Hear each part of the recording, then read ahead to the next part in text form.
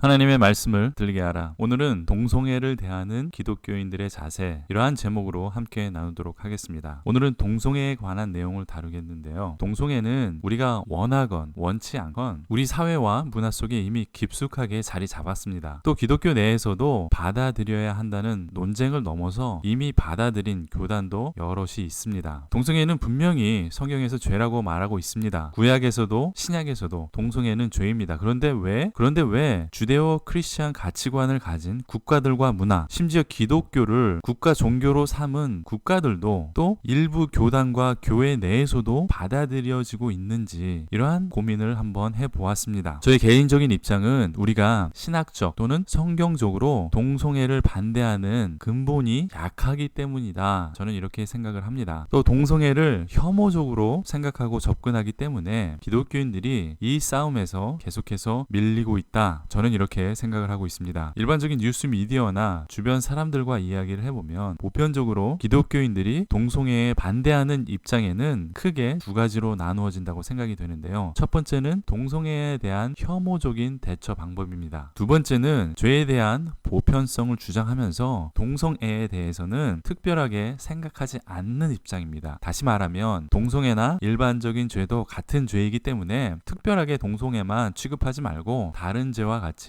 대처하자, 이러한 취지로 보고 있습니다. 그렇다면 이 두 가지의 대처가 왜 문제가 있는지 함께 우선 살펴보겠습니다. 그리고 어떻게 우리 그리스도인들이 동성애에 대해서 대처해야 하는지 함께 생각하는 시간을 나누도록 하겠습니다. 첫째, 동성애에 대한 혐오가 문제가 됩니다. LGBT라는 용어를 들어보셨습니까? Lesbian, Gay, Bisexual and Transgender. 이것의 머리 글자를 따서 LGBT라고 합니다. 동성애자, 양성애자, 그리고 성전환자를 줄여서 하는 말이죠. 평범한 이성애자라면 LGBT의 성적 취향에 거부감을 갖게 됩니다. 그러한 거부감 때문에 더럽고 역겨운 취향이라고 정죄하고 적대적인 행위를 하는 것을 혐오라고 정의하고 있습니다. 많은 기독교인들은 LGBT의 성적 취향자를 성경적 근거로 정죄하고 적대적으로 대합니다. 이것이 이제 사회적인 문제로 비춰지고 있습니다. 비그리스도인들은 이것을 혐오라고 말하고 있는 것이죠. 유럽뿐만이 아니라 미국의 많은 주에서는 이미 공립학교에서 동성애는 성적 취향의 일부이고 혐오의 대상이 될 수 없다, 이렇게 가르치고 있습니다. 혐오는 범죄이고 그들도 우리와 똑같은 인격적으로 존중을 해야 한다, 이렇게 배우고 있습니다. 인종이나 종교, 그리고 출신 지역, 성별, 이런 것들을 차별하는 것은 법적으로 금지되어 있습니다. 이 안에 성적 취향으로 차별하는 것도 위법이다 라는 가치관이 널리 퍼져 있고 법적으로 입법된 나라들도 많이 있습니다. 이것은 물론 성경적 가치관이 아니죠. 그렇지만 우리는 점점 이러한 가치관에 밀리고 있습니다. 그렇기 때문에 기독교인들이 올바르게 대처해 나가야 한다는 것입니다. 세상 사람들은 혐오는 범죄다, 이러한 인식을 가지고 있는데 성경에 돌로 쳐야 한다고 무작정 돌을 들 수 있는 것은 아니죠. 동성애에 대하여 질색하고 혐오하는 것으로는 백전백패할 수밖에 없다는 것입니다. 그런데도 많은 그리스도인들이 동성애에 대해서 구역질이 나는 이해할 수 없는 사람들이라고 혐오하는 대처는 우리가 스스로 자멸하는 그러한 대처라고 생각을 하는 것이죠. 그 때문인지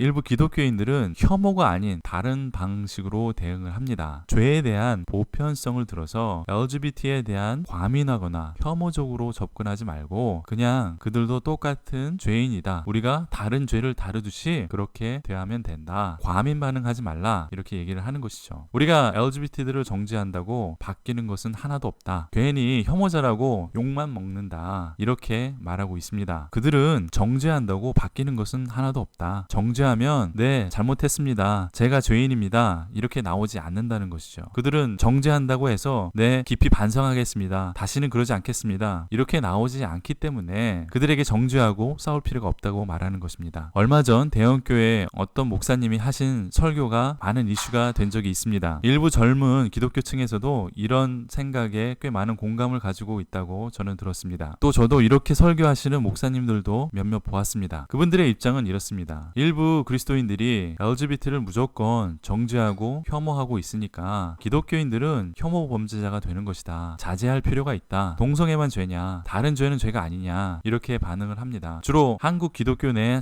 장년층에서는 혐오로 대처를 합니다. 동성애는 죄야, 이런 역겨운 사람들 성경대로 돌로 쳐야 해, 이렇게 대처를 한다는 것이죠. 아니면 일부 젊은 층이나 미국이나 보편적인 죄를 말하는 기독교인들은 혐오해서는 안 된다. 그들도 우리와 같은 죄인이기 때문에 혐오로 대처하지 말아야 한다. 이러한 논리를 펴고 있습니다. 성경에서 사형에 해당하는 죄, 이것을 살펴보면 살인죄, 유괴, 수관, 간음, 동성애, 거짓 예언자, 매춘과 강간 등 이것들이 사형에 해당을 합니다. 그래서 이분들이 하는 말은 그런데 왜 동성애만 가지고 그렇게 과민 반응하냐? 간음이나 거짓 예언자에 대해서도 그렇게 과민 반응을 하고 두려놓고 시위를 해야 하는 거 아니냐? 이것이 그분들의 논리입니다. 때문에 다른 죄도 동성애만큼 같은 죄이기 때문에 같은 방식으로 대처해야 하는 것이 맞지 않느냐? 그렇지 않으면 이것은 혐오에 불과하다. 이렇게 말하고 있습니다. 인간으로서 그들에게 사랑하고 전도의 대상으로 대하는 것이 올바른 접근 방법이다. 이렇게 제시하고 있기도 합니다. 맞는 말인 것 같은데 이러한 접근 방법에도 저는 문제가 있다고 생각을 합니다. 그래서 지금부터는 제가 바라보는 이 두 대처 방법의 문제를 살펴보고 우리의 대처 방법을 논하도록 하겠습니다. 우선 혐오는 범죄입니다. 이것은 동의를 합니다. 인간을 혐오하는 것은 창조자를 혐오하는 것과 같습니다. 인간은 창조자이신 하나님의 모양과 형상대로 창조되었기 때문이죠. 또한 우리도 범죄자였습니다. 예수님을 믿고 죄 사함을 받았지만 우리가 아직 죄인이었을 때 예수님께서 우리를 위하여 죽으시고 부활하셔서 우리에게 믿음을 주셔서 하나님의 자녀로 삼아 주신 것입니다. 우리가 잘나고 우리가 죄 없어서 하나님께 선택을 받은 것이 아니죠. LGBT나 우리나 똑같은 사람입니다. 그렇지만 그들의 성적 타락은 죄다. 이렇게 당당하게 말할 수 있어야 합니다. 그냥 죄도 아니고 이것은 하나님을 정면으로 대적하고 도전하는 행위다. 이렇게 말할 수 있어야 합니다. 그들이 이것을 원했건 의도했건 의도하지 않았건 이것은 하나님께 대적하는 행위라는 것이죠. 그 근거는 잠시 후에 추가 설명해 드리겠습니다. 그 전에 사람을 혐오하는 것은 하나님의 뜻도 아니고 미국이나 다른 나라에서는 이것은 범죄입니다. 또 이러한 방법으로 동성애를 대처해서는 이길 수 없습니다. 그렇다고 동성애가 보편적인 것으로 우리 주변과 문화에 영향을 줄 뿐만 아니라 기독교의 가치관까지 흔들어 놓고 있는데 방관하는 것도 해답이 될 수가 없죠. 다 같은 죄인인데 그냥 두고 보자. 간음도 살인도 강간에는 크게 반응하지 않으면서 왜 동성애자에게는 그렇게 적대시하고 혐오를 하느냐? 그들의 집회에 가서 추태를 부리느냐? 이렇게 말합니다. 그러면서 동성애도 다른 죄와 마찬가지로 그렇게 대하여야 한다. 이렇게 말하는 것도 도움이 되지 않는다고 저는 봅니다. 좀 더 신학적으로 접근해 보겠습니다. LGBT를 반대하는 성경 구절들은 많이 있습니다. 특히 레위기 18장은 너는 여자와 교합함과 같이 남자와 교합하지 말라. 이는 가증한 일이니라. 또 로마서 1장에서는 남자가 남자와 더불어 부끄러운 일을 행하지 말라. 이렇게 하였습니다. 이러한 구절들과 이 다른 성경 구절들을 근거로 동성애를 반대를 합니다. 그렇지만 LGBT들을 옹호하는 사람들도 반론을 제기하고 사랑이 없으면 아무 유익이 없다. 성경 구절을 인용합니다. 내 이웃을 내 몸과 같이 사랑하라고 했는데 동성애만 죄냐? 거짓말하는 것도 똑같은 죄다. 이러한 성경적 논리를 가지고 대응을 하고 있습니다. 성경에 비방하지 말라고 했는데 교만하지 말라고 했는데 기독교인도 추악과 탐욕과 악의가 가득하다. 성경을 가지고 이렇게 반격을 하고 있습니다. 그 외에도 여러 가지가 있지만 시간상 일일이 열거하지는 않겠습니다. 그렇지만 동성애는 하나님께 정면으로 도전하는 행위입니다. 우리는 왜 성경에서 동성애를 죄로 인식하고 사형에 해당하는 죄라고 정의했는지 이 근본을 알면 언제든지 흔들리지 않고 이들이 하나님을 바라볼 수 있도록 대처할 수 있을 것입니다. 앞에서도 봤듯이 성경의 사형에 해당하는 죄는 살인, 유괴, 수관, 간음, 동성애, 거짓 예언자, 매춘과 강간 등이 사형에 해당합니다. 여기에 나열된 죄들은 두 가지의 특성이 있는데요. 첫 번째는 하나님과의 관계를 직접적으로 차단하는 행위가 들어 있습니다. 그리고 두 번째는 인간 속에 있는 하나님의 형상을 파괴하는 행위가 들어 있다는 것이죠. 간단하게 설명하면 살인하면 하나님과의 관계는 물론 하나님의 형상대로 창조된 인간을 파괴하는 행위가 됩니다. 유괴도 마찬가지죠. 유괴는 옛날에는 노예로 잡아가서 외국이나 다른 곳으로 팔아버립니다. 때문에 이방 나라와 이방 종교로 인해서 하나님과의 관계가 끊어지는 결과가 발생을 합니다. 거짓 예언자는 하나님의 백성을 꾀어서 하나님과의 관계를 가로막고 파괴하는 그러한 죄에 해당이 되는 것입니다. 수간, 즉 동물과 성적인 관계를 하는 것, 간음, 동성애, 매춘과 강간 같은 성적인 범죄가 있는데 이것은 하나님의 형상과 질서에 관련된 영적인 문제이기도 합니다. 많은 기독교인들이 오해하는 것은 성에 관련된 범죄는 하나님께서 창세기 1장 28절에 생육하고 번성하여 땅에 충만하라 이에 대한 명령을 위반한 것이다. 이런 논리로 접근하고 있습니다. 이는 반만 맞는 것인데 인간의 성이 단순히 생육하고 번성하는 데만 한정돼서 해석하는 것이라고 저는 보고 있습니다. 그보다 더 깊은 의미가 이곳에 있습니다. 태초에 하나님께서 인간을 창조하시고 창세기 1장 27절에 이렇게 기록이 되어 있습니다. 하나님이 자기 형상 곧 하나님의 형상대로 사람을 창조하시되 남자와 여자를 창조하시고 이렇게 되어 있죠. 다시 풀어서 말하면 하나님께서 하나님의 모양과 형상대로 사람을 창조하시니까 남자와 여자가 됐다라고 되어 있는 것이죠. 남자만 하나님의 형상입니까? 여자만 하나님의 모양입니까? 남자와 여자가 모두 하나님의 모양과 형상이 되는 것입니다. 이것을 다시 말하면 기독교의 중심 믿음인 삼위일체 하나님의 모양과 형상대로 남자와 여자가 창조된 것이라는 해석이 나옵니다. 성부, 성자, 성령 하나님께서 이렇게 삼위로 계시듯 남자와 여자가 따로 존재하면서 성부, 성자, 성령 하나님이 또 한 분이시듯 남자와 여자가 결혼해서 하나님께서 정해주신 제도대로 영적으로 하나가 되는 것입니다. 이것이 하나님의 모습이고 인간의 모습이라는 것이죠. 창세기 2장 24절에서 이렇게 말씀하고 있습니다. 이러므로 남자가 부모를 떠나 그의 아내와 합하여 둘이 한 몸을 이룰지로다. 삼위일체의 하나님께서 그분의 모양과 형상대로 남자와 여자를 창조하시고 이들이 하나님의 제도 안에서 영적으로 한 몸을 이루는 것이 하나님의 모양과 형상으로 완성이 되는 것이죠. 하나님께서 인간에게 이렇게 온전하게 하나님의 모습을 나타내는 것입니다. 저는 이것이 동성애에 반대하는 근본적인 신학적 성경적 배경이라고 주장하는 것입니다. 하나님의 존재와 인간의 창조 목적과 근본에 도전하는 것이 LGBT를 정당화하는 것이다. 저는 이렇게 보는 것이죠. 성경에 생육하고 번성하라, 소돔과 고모라의 예, 모세오경에서 말씀하신 가증한 범죄, 신약에도 동성애를 죄라고 한다 등 여러 가지 다른 반대의 의견, 성경적 근거를 말하고 있지만 이런 말씀에도 반박을 하고 도전을 하고 있습니다. 그렇지만 우리가 그 근본, 하나님의 창조와 하나님의 모습을 이해한다면 우리는 동성애에 대해서 올바로 대처할 수 있다고 저는 믿습니다. 그렇기 때문에 근본적인 하나님의 존재와 인간의 본질을 이야기한다면 다른 반론이 힘들다는 것이죠. 유일한 반론은 하나님의 존재를 부정하고 인간의 영적 존재를 부정하는 것밖에 없습니다. 성경에서 사형에 해당하는 살인, 유괴, 수간, 간음, 동성애, 거짓 예언자, 매춘과 강간 이러한 죄들은 대부분 인간 사회에서 법적으로 용납되지 않고 있습니다. 간음죄와 매춘 그리고 수간은 법적 처벌을 받지 않는 국가들도 많이 있습니다. 그렇지만 법적으로 처벌받지 않는다고 해도 이러한 것들은 인간 사회에서 보편적으로 도덕적으로 받아들여지지 않고 있다는 것이죠. 그런데 LGBT의 전략은 인간을 혐오하는 것이 범죄인 동시에 동성애는 법적 그리고 도덕적으로 인간의 양심으로부터 면죄부를 받아내는 것입니다. 동성애는 이렇게 그리스도인들을 이길 전략을 가지고 있습니다. 그런데 우리는 혐오 아니면 보편적인 죄의 일부분 이렇게 취급해서는 안 된다는 것이죠. 결국 우리 기독교의 기본 교리인 삼위일체를 설교하지 않고 이해하는 것을 소홀히 했기 때문에 LGBT에게 이 세상 사회뿐만이 아니라 LGBT를 교회와 교단에서 받아들이고 이들을 또 영적인 지도자로 목회자로 받아들이는 과오를 범하게 되는 것입니다. 하나님의 모양과 형상을 부정하고 인간 속에 나타난 삼위일체 하나님의 모양과 형상을 파괴하는 것을 용납하는 문제라고 저는 생각을 합니다. 우리의 기초가 성경에 있으면 흔들리지 않고 대처해 나갈 수 있습니다. 그리고 그들에게 반론하고 왜 그것이 나쁜 것인지 왜 그것이 죄가 되는 것인지 우리는 설명할 수 있다는 것이죠. 우리 그리스도인들이 성경과 하나님의 존재를 더욱 알아서 우리 사회의 LGBT의 문제를 지혜롭게 대처하시길 바라는 마음에서 이 영상을 만들었습니다. 도움이 되셨습니까? 구독이나 좋아요를 눌러주시면 유튜브 내에서 다른 분들에게 추천이 됩니다. 또 계속해서 제 강의를 들으실 수가 있습니다. 질문이나 다른 의견 있으시면 댓글을 남겨주십시오. 감사합니다.